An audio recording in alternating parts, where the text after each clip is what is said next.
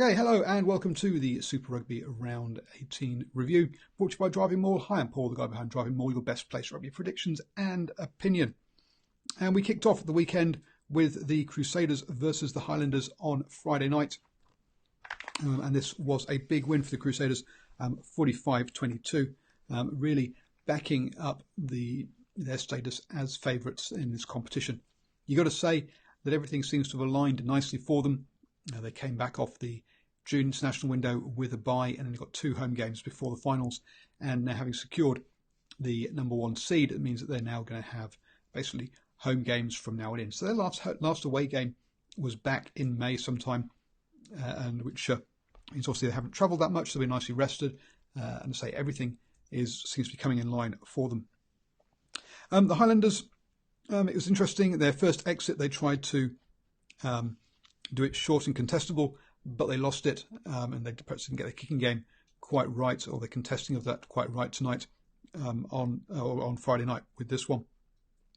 And then the Crusaders do what Crusaders do, and they went through 18 phases for them to score their opening try. They lost Moody early on, which meant that it was an early introduction for Crockett on his 200th game for the Crusaders, and they renamed the stadium in his honour for the night as well. So he obviously got to play a lot longer than he was expecting. Obviously, a lot of his time has been coming off the bench recently. Calic, thank you for joining us. Just running through the Crusaders versus the Highlanders first up.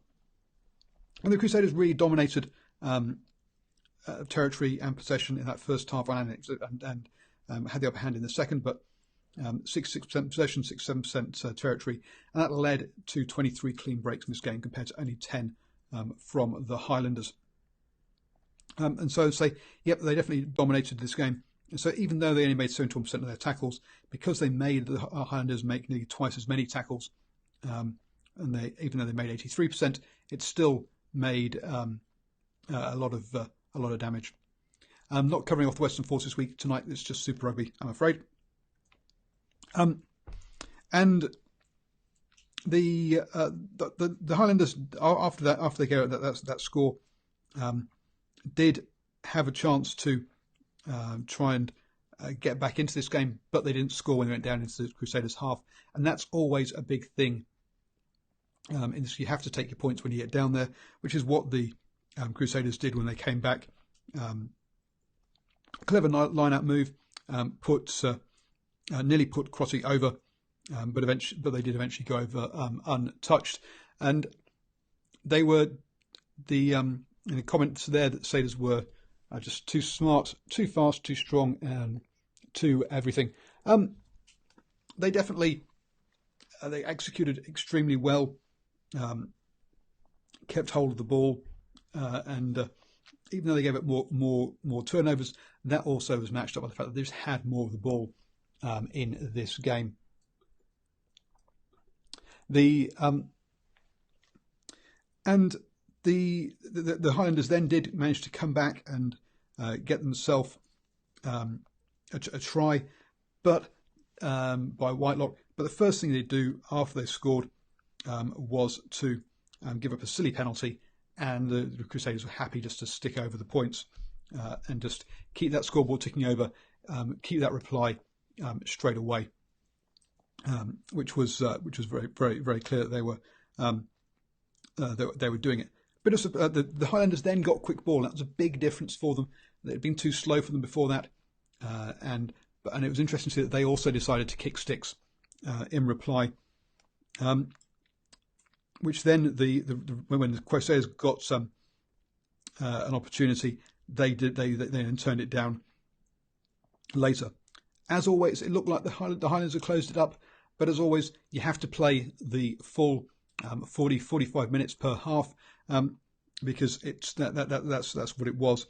The Crusaders kept playing on after the hooter, and the offloads, forwards offloading down the middle with some great support lines, got them that lead. So instead of going in 1 point up, they went in 8 points up, and that made a big difference in these in these games.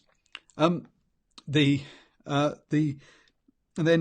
as I say, scoring before and after half time are always crucial, and that's exactly what the Crusaders did. Straight after half time, straight from the scrum, Moanga gets a try after a wonderful little chip ahead.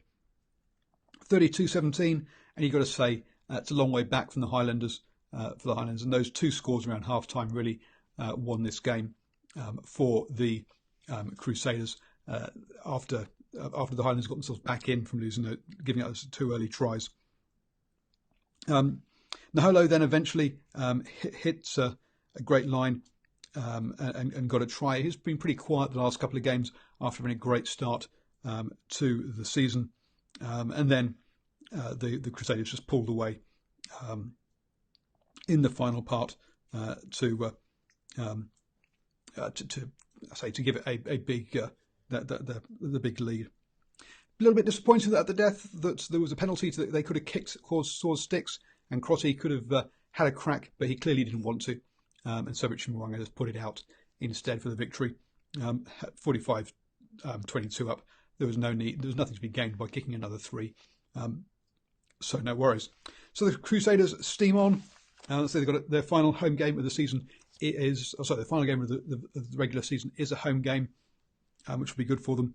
I say those clean breaks were key, and just their possession of the ball meant that those Highlanders were always going to be playing catch up. Sure, the Highlanders quite often are happy for the opposition to have the ball, but tonight they weren't generating those contestable kicks that they can then, for open field play, they can then score from. We then had the Reds versus the Rebels. One that surprised me. I thought after the Reds' poor performance against the Blues the previous week that they would probably go down in this one.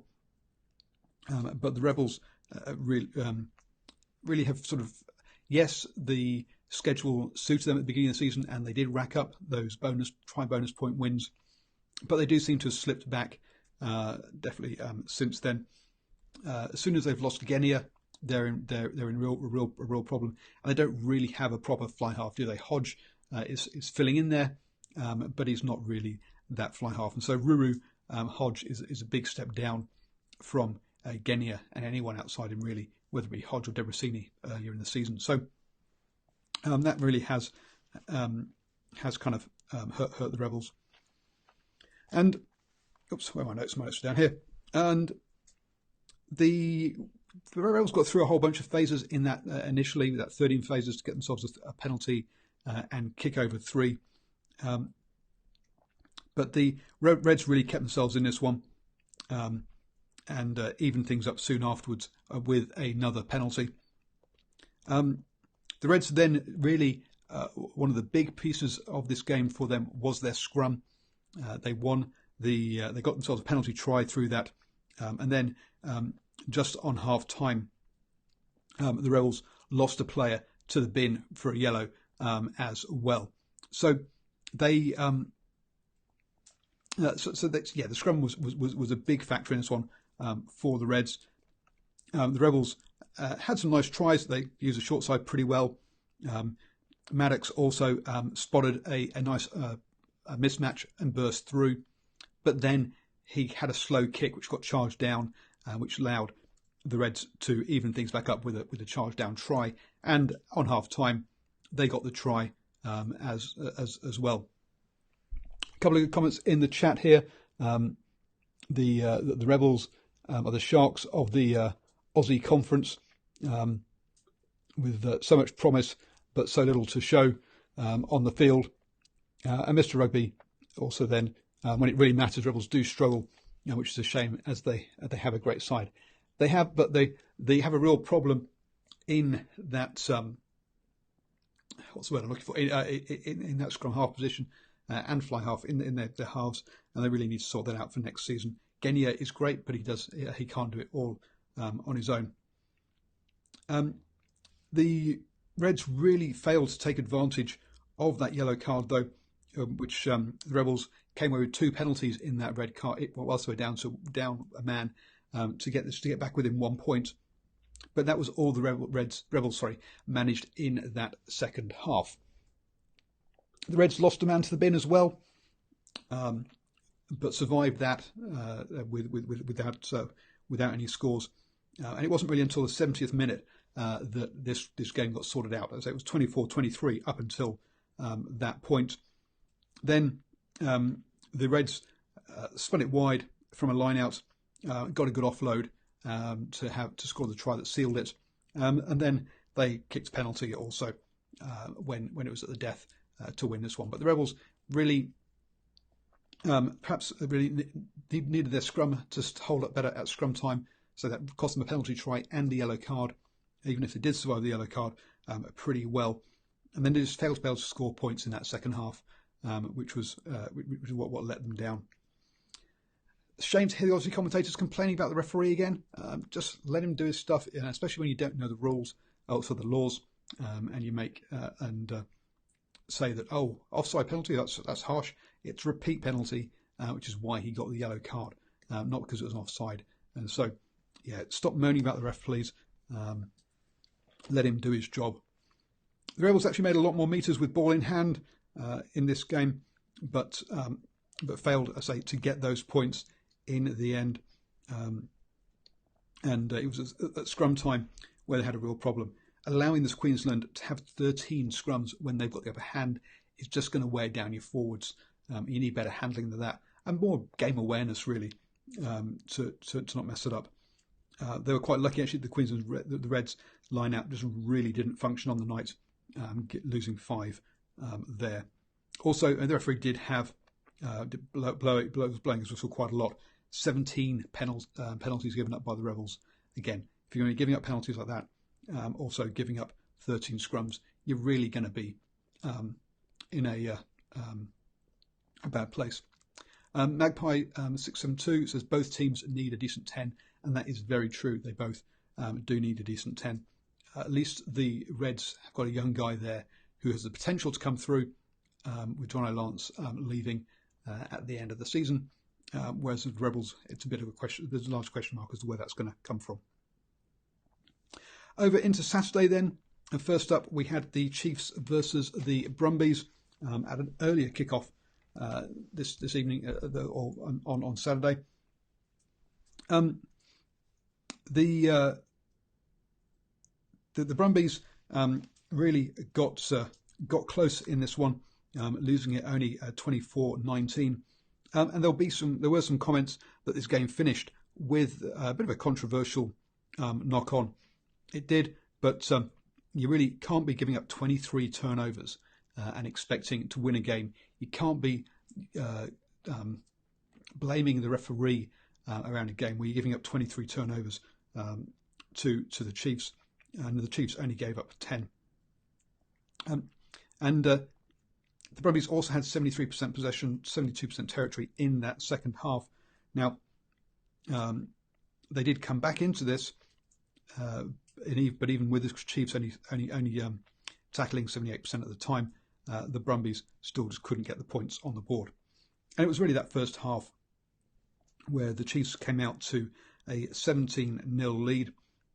It took them quite a long time to do that, but we had DMAC showing all his skills and trickery, and then also a 12 phase, which was the first time on 20 minutes that actually they got through some phases, that they managed to get a score there by the Chiefs. Banks had a decent day at fullback. He was collecting all the kicks, getting himself good positioning, but didn't really get the breaks. But under the ball was pretty good. You've got to say that whilst the Brumbies were turning over the ball, their discipline was fantastic on the night. Only 3 penalties given up all game is pretty good, which meant that they obviously had way more lineouts. And their lineout maul is one of those areas that you'd normally expect the Brumbies to really be able to profit. But the Chiefs did a good job of disrupting that maul in this game. I say the Brumbies did come back into it, and they were 17-0 down in the second half. They got the first score, which they needed to do, which was a try by Spate. But Marty chipped over, bounced off the post, which was quite an amusing one for the Chiefs. And at 24-5, obviously, it all felt it was all over. the yellow card by the Brumbies really was kind of dumb at the line out, late and high, and even if during that yellow, was the Brumbies? No, the yellow card yellow card for the Chiefs was really very silly. In that second half, not by Brumbies, and that really was when the Brumbies came back into it and scored 2 tries that nearly saw them back into it.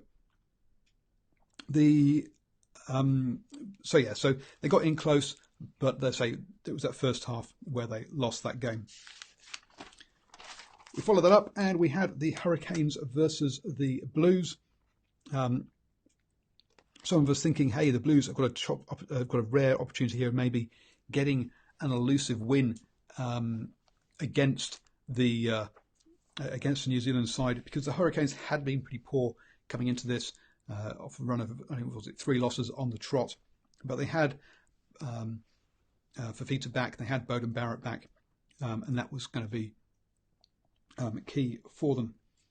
The Blues did get the lead early on, but kicking threes is never going to be enough really against these kind of sides. But they had to come away with some points initially. So, and TJ Perenara, poor first kick, but after that kind of got figured out how the wind was blowing and got his kicking much better. One of these things that we saw about this one is the Blues had the territory in possession all this game, but the thing was the Hurricanes were clinical. The first opportunity they had, Laumapi burst the line and gave it to Sevilla for a walkover, and Laumapi had a great game bursting through that 10-12 channel. And at first half, one of the things we talked about the Blues last week and this week also is that they aren't playing with any centres at the moment, really. If you look at their side, you've got the encouraging signs with some key players coming through in 2019, says Magpie. Well, maybe. With the Blues, if you've got Rieko Ioane inside centre, sure, he has played 13 generally through the age grades, but obviously his professional rugby has mainly been on the wing. You then got Michael Collins at 13, who's generally a fullback. Sure, he has played centre, but that was before he joined the Blues. He's been at the Blues for a couple of years now. Then you got Nanai, Clark on the wings, who are obviously both wingers, and you got Duffy at fullback, who's generally more a winger than a fullback. And it's no surprise then that they're going to get disjointed. There's going to be holes in there for a player like Laumapi to go through and to pick his spots, and for Beauden to find him to go through them. So no big surprise really that that's what happened. And that's what it did. Was it Laumapi came? I think was it 4 tries in this one, and it was 21-10 at half time. At least the Blues did get a try just before half time to make us think that actually maybe there'll be something in this game, but there really wasn't. Rieko looping round for to Ben and then outpacing Geordie, had players outside him, and one of those could have cut in and we could have made it closer to the post, make it an easier kick. But he had only eyes for one thing, and that was skinning Geordie and going in. Again, scoring just after the break to make it 21-17, only 6 points down, which is was encouraging. But that was as good as it got. The dominant scrum of the Hurricanes really helped them tonight. That meant they had the platform, got a solid platform, which let Laumapi run off them. Christian Rock's a much better performance from the New Hurricanes. Yes, and it was. That is very true. But if you look at their tries, all but one of their tries came off first phase set piece possession. So you've got to say, against better sides, are they going to struggle to break them down and score points? Because, as I say, it all came off lineouts and scrums for all their points, with the forwards tied up in one place, that meant their backs could exploit the fact that the Blues just didn't have a proper set of backs who and structurally, defensively, there's going to be error, there's going to be spaces there, and they made the most of that. So 42-24 in the end, comfortable win. Some wonderful magic by Beauden Barrett for the last one. Intercept, which he knocks up, catches, and throws it back behind a sort of no-look behind the back pass to Laumapi.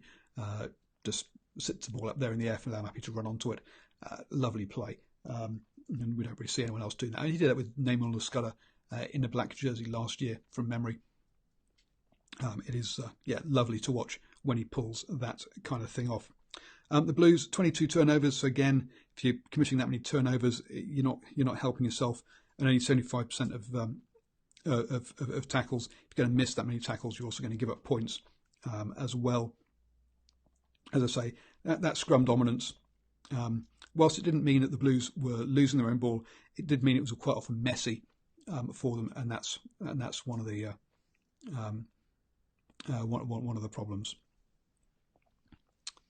We then, after that, headed into the games. We're going to sort of sort out who is going to turn up, or help sort out who is going to turn up. Sort of the sequence or order of the teams. Waratahs up against Sunwolves, and this is one that there's really only one talking point in this, and that's going to be really the red card. Up until that point, the Sunwolves were in this game. Half time it was 24-18, so it's only 6 points. 6 points in it at that time. Parker, as usual, hitting his kicks. He did miss one in this game to end his perfect streak. But that was very impressive. That streak of kicks has been very impressive. And we saw Kepu showed good hands in this game and crashed over for one. We obviously had Falau breaking the line and scoring some, but also getting caught out defensively as well. Which is, so I'm not sure we learned much from this one. And then we also saw obviously Beale playing at first receiver quite a lot, and Foley outside him. A lot of the stuff we kind of seen from the Waratahs this season, and they did score a try. With Falau in the corner, but Foley got caught, and the winger did lift him up. It went beyond the horizontal. He came down on the shoulder head, and he did drive him down. Foley was at pace. His momentum probably was part of this, and it was. But you can see how the referee has got to that. It does feel like an extremely harsh call. Mr. Rugby World Cup says, sorry to say, the ref's decisions ruined the game. Sunwolves were bossing it in the first half. The Sunwolves definitely were very much into it, and that red card made all the difference in that second half. The Tars took full advantage of the missing winger, which meant that Sunwolves had to rush up, and they got a couple of tries out wide. There was a consolation try for the Sunwolves, which showed some impressive stepping, and ran straight round Falau. And then the yellow card on 69 minutes for a pretty silly grab and roll a player onto his head, especially after what had happened earlier. Then it was, and then the sort of floodgates opened in the last 10 minutes, and it was all over. The Mr. Rugby World Cup goes. Waratahs would have been beaten by most teams this game. Tars were very sloppy in the first 40. They weren't great. Magpie 6-2 should have been 2 red cards. It's very difficult to understand how that second one wasn't a red card if the first one was a red card. They decided it was medium force, at which point it was a yellow. But when you flip someone onto the head, when you roll someone onto the head like that, it's difficult to understand how the two decisions were different. And the fact that it was done on 69 minutes made that there wasn't much difference between being a yellow or red card anyway. The Sunwolves really were just really short of numbers towards the end. We then went over, so that basically means that the Tars are probably going to finish top of the Australia Conference, with the Rebels going away to the Highlanders next weekend, and the Waratahs hosting the Brumbies in Sydney. The real question then comes down to will the Tars be able to climb above the Lions to get that second place, or in the first one? Mr. Rugby World Cup says, yeah, Tars play like this against Brumbies, and the Brumbies will take the win in Sydney again. There's a good chance the Brumbies will take, because the Brumbies have just shown us against the Chiefs that even when they have a bad half, they can come back and play well, and they will play the full 80. So it'll be interesting to see how that one goes. But that pretty much means the Tars are now going to get home quarter-final, as you can't see the Rebels really winning down in Dunedin. The other questions to answer then come really around the Jaguares, and could the Jaguares overtake the Lions? In the end, they couldn't. They lost the Bulls 43-34, and this was a pretty amazing game. The Bulls early on happy to put the ball through hand, but lacking execution, throwing the ball out in the full, and then the Jaguares went to town. Sanchez spotted there was a lock in front of him, called for the ball, spotted that mismatch, and off it went.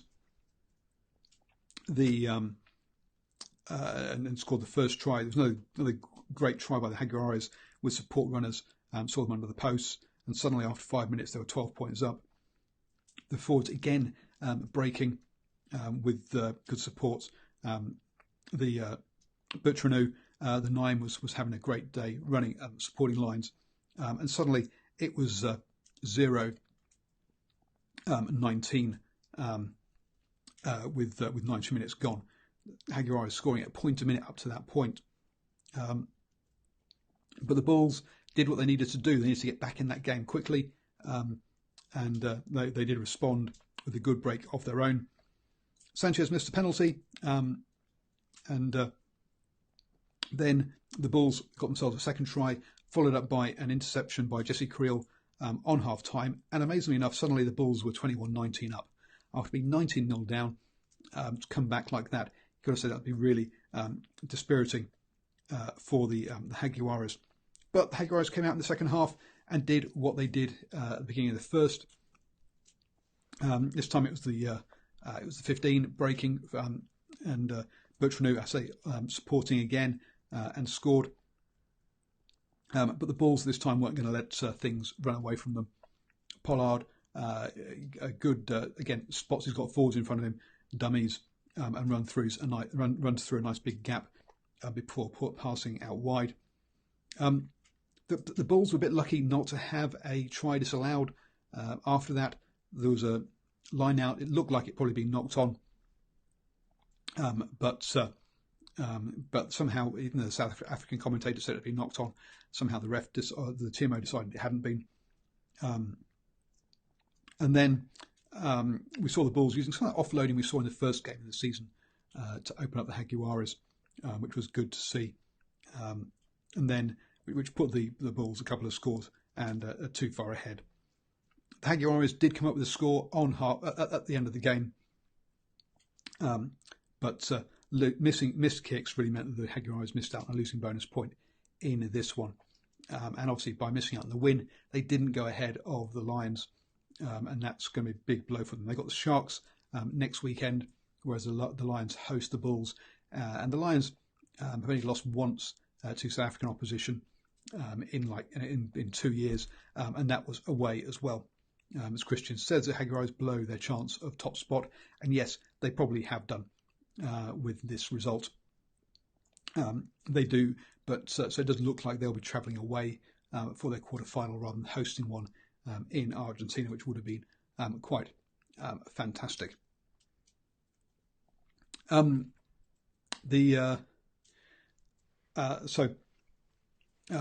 Magpie says you don't go to Loftus, you don't just go to Loftus and win. True, you have to, just like any ground, you have it's an altitude which doesn't help, but you have to go. The Bulls have got a great record there. You have to go and earn your win. And the Jaguares got themselves in a great position but allowed the Bulls back into it. And unfortunately for them, in this one. So in a quick look at the stats, 630 metres run by the Bulls, 786 by the Jaguares. This was an open, free-flowing game. Those are crazy numbers. You quite often see teams in only the 300s. And that's with that kind of stuff.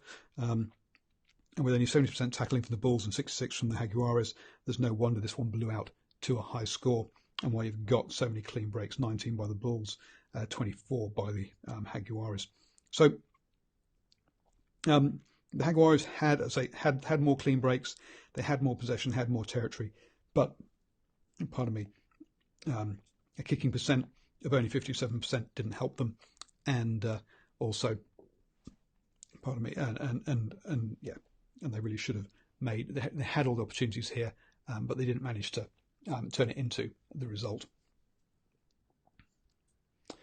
Final game of the round, saw the Sharks the Sharks visit the Stormers. One of those ones that was going to be won by the home side. I think the Sharks got one away win all season, the Stormers none. I think the Stormers have only lost 2 games at home this season. The Sharks, again, got a good home record as well. So I'm not surprised that this went the way this one actually went. The Sharks did got the early blood with a kick when after their hands let them down, and they were picking up points through threes mainly in that first half. Unfortunately for them, the Stormers were scoring tries, which meant that at half time it was 21-9. So it's all good and well kicking your threes, but if you're going to be giving up sevens, then you're going to be in some. You're going to have a hard day. Delende looking like back to some of his best rugby, definitely at the moment. The Sharks did get an early try to give themselves some hope with lots of good work up front before spinning it wide for the score. And the Sharks were let off really when there was a charge down that looked like a try, but the try scorer unfortunately being offside. He was in front of the guy who charged the ball down. The Sharks then did have a try of their own disallowed for a forward pass in there. So both sides had one disallowed in the end. And basically the Stormers took 3 from offside penalty. A couple of penalties late on just to seal the game. But it was one in that first half where the Stormers were scoring tries and the Sharks were scoring penalties. And it was 3 each, and then it was all over. The Magpie says, when Delende looks good, the opposition team is struggling. It's a bit harsh. Yes, fine, he isn't perhaps the most creative of centres, but there we go. Mr. Rugby, love the show, Paul. Sorry, must go to dinner calls. See you next time. Thank you, Mr. Rugby. Yep, here every night at 8 o'clock-ish. Sorry, a bit late, running a bit late this evening. So, as I say, the Stormers' home form meant that we should have seen this. Well, I predicted this one quite comfortably. Good defence by both sides up in the sort of 80s and 90s. But the Sharks just gave up too many penalties, which gives away your sort of territory and possession. And they're saying that first half, the Stormers had the upper hand, got the points they wanted, which saw them home. And it was too little, too late by the Sharks trying to pull it back in that second half. So the Sharks, it's basically with that loss for the Rebels and the loss for the Sharks, they're both still in it. There's still a good. Those two are the final 2 sides are going to decide who is in the finals. The other 7 places are already tied up. We have from New Zealand, obviously the Crusaders, Hurricanes, Chiefs, and Highlanders. The Hurricanes and so the Chiefs and the Hurricanes will meet on this weekend, and you're going to see whilst they're saying that the Chiefs could climb over the Hurricanes, I think points difference means it'll be very difficult for them. So they're going to both finish fourth and fifth, whatever happens. The Highlanders hosting the Rebels, sitting sixth currently, but could be overtaken by the Jaguares or by the Rebels if they do lose. And obviously, the expectation there is that they're not. That's unlikely to happen. The other key game is the Jaguares visiting the Sharks. The Sharks sit in ninth, so if the Rebels lose and the Sharks win, the Sharks can climb up into eighth place. And then we also got the Lions, who host the Bulls, and the Waratahs, who host the Brumbies, who currently sit in second and third. I can't remember which round it is now. So those are your sides that are going to be progressing into the finals. Thank you all for watching. It's been a pleasure chatting with you yet again. I'll be back tomorrow night with the #Rugby chat, and hopefully we'll be able to get get YouTube working properly so it's live on YouTube as well. Enjoy whatever rugby you're watching this weekend. Oh, don't forget to hit likes and follows and all that kind of lovely stuff, please. Don't forget to retweet.